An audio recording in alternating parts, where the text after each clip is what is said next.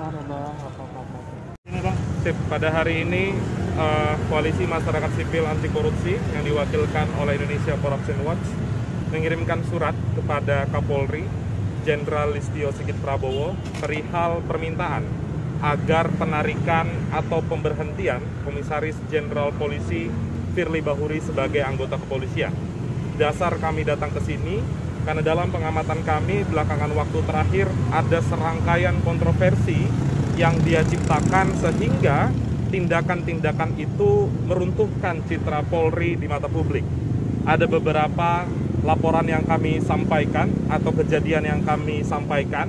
Yang pertama, di tahun 2020 ada kasus pengembalian paksa Kompol Rosa Purbobekti. Yang kedua, ada kasus pelanggaran etik yang bersangkutan saat mengendarai helikopter mewah. Dan yang ketiga, yang paling fatal terkait dengan polemik tes wawasan kebangsaan. Karena dalam tes wawasan kebangsaan itu ada dua isu penting. Yang pertama, ada pelanggaran hukum karena tidak sesuai dengan peraturan perundang-undangan. Yang kedua, ada indikasi pembangkangan dari perintah presiden. Ada dua alasan terkait dengan pembangkangan perintah dari presiden. Yang pertama adalah konsekuensi dari perubahan Undang-Undang KPK. KPK masuk dalam rumpun kekuasaan eksekutif sehingga dalam konteks administrasi mestinya tunduk pada perintah presiden.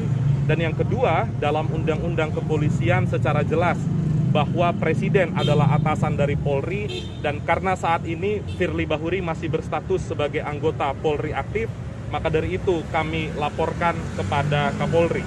Laporan kami itu juga kami tembuskan kepada Presiden Republik Indonesia selaku atasan dari seluruh anggota Polri aktif, dan yang kedua kepada Divisi Propam. Nantinya jika memang permintaan kami dianggap sebagai laporan dugaan pelanggaran kode etik, maka silahkan kepada Kapolri untuk meneruskan kepada Divisi Propam terkait.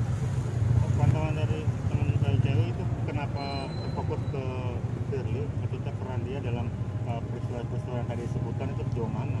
Karena Pak Firly Bahuri merupakan Ketua Komisi Pemberantasan Korupsi yang memiliki atau kewenangannya tanggung jawab tertinggi di KPK adalah yang bersangkutan. Dan karena Pak Firly masih berstatus sebagai polisi aktif, maka dari itu kami melaporkan yang bersangkutan kepada Kapolri. Selain dari pelaporan-pelaporan yang lain kepada Ombudsman sudah dilalui, Komnas HAM, Dewan Pengawas, dan lain sebagainya. Bang, apakah ini maksudnya langkah dari yang laporan-laporan sebelumnya ke Dewas, ke Ombudsman dan lain-lain itu sampai sekarang nggak ada jawaban, makanya bicara ini ke Kapolri dan ke Presiden?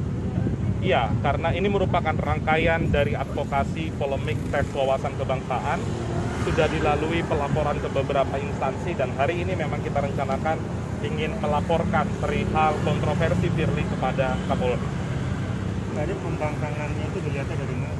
Pengalaman presiden. Sudah lebih dari 7 hari perintah presiden jelas sekali mengatakan tidak boleh ada pemberhentian 75 pegawai KPK, tapi sampai hari ini tidak ada produk hukum untuk membatalkan surat keputusan penonaktifan atau pemberhentian 75 pegawai KPK.